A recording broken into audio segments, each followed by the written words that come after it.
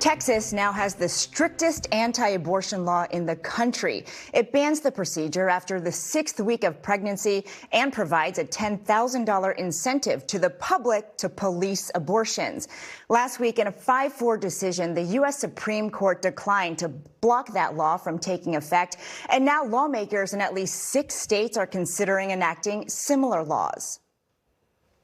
Texas Congresswoman Veronica Escobar condemned the Supreme Court's decision. She joins us now from El Paso, Texas. Good morning, Congresswoman. Good morning, Weijia. It's a pleasure to be with you. It's great to have you. You called the new law one of the most draconian state laws to date. Since it took effect, I wonder, have you heard from constituents and healthcare providers about any immediate impact? I have, Weijia. People are shocked, horrified, outraged. We knew it was coming down the pike because it was debated in our state legislature, but actually having it become law on September 1st has been pretty horrifying because of two really awful consequences. The first is the fact that neighbors and friends and family members are being incentivized to be bounty hunters. It's incredible that we live in a state that is willing to incentivize that, but there are also other real life consequences that are happening right now, deadly consequences. There are folks who want to believe that you can eliminate abortion, but what this law and other laws like it will do is simply make it deadlier, more dangerous. Women are going to take their health into their own hands.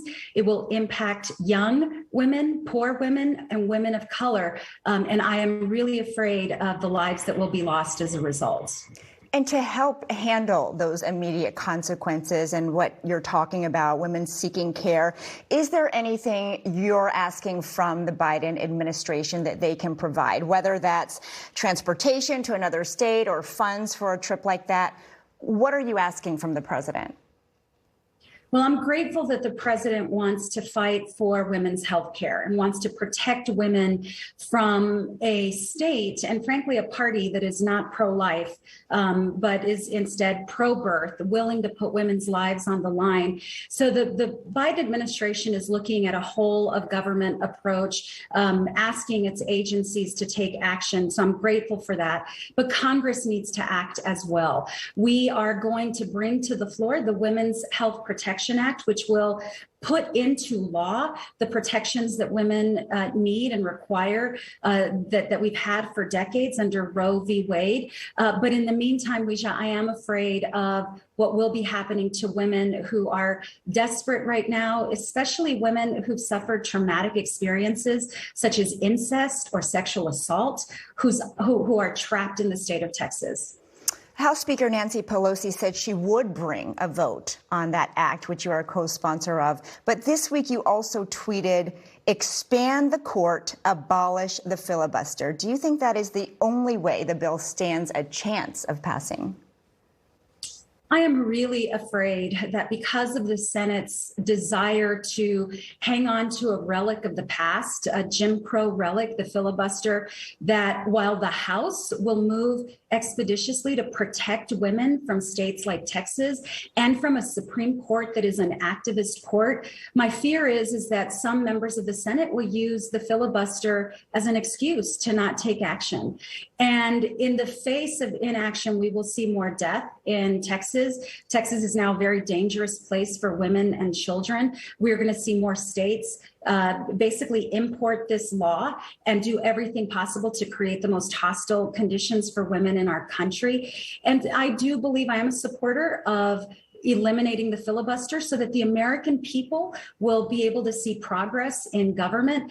And I believe the filibuster, which voters never voted for, which is not in the Constitution and which is a relic of the past, it needs to be eliminated. But I do think we also need to expand the court. We have now seen SCOTUS basically engage in late night decisions through their shadow docket. We've seen them become an activist court. We need to restore integrity to the court. Earlier, you did mention the way that this law is written and the fact that it outsources enforcement to private citizens. Are you worried that because of the way it's structured, that's going to make it really hard to challenge in court? It really will. And the consequences, I don't think that folks really understand the legal consequences involved, because it's so new to the American public. But basically, here's what can happen. If, for example, I had a young daughter who was the victim of a sexual assault, and I was taking my young daughter to a clinic, her assault, the person who perpetrated the assault could take me to court, incentivized by that $10,000. And let's say that my young daughter was not pregnant. There was no abortion involved, but I still had to defend myself in court. I can't even recover legal fees. There are layer upon layer upon layer of injustices written into this law, intended to really send the most severe chilling effect on women and women's reproductive rights in the state of Texas. But Congresswoman, you represent a state where 41% of people oppose abortion rights. Some of them not only approve this law, but they have spent years fighting for it, and now they are celebrating. How do you find common ground with those constituents on such a clearly emotional issue?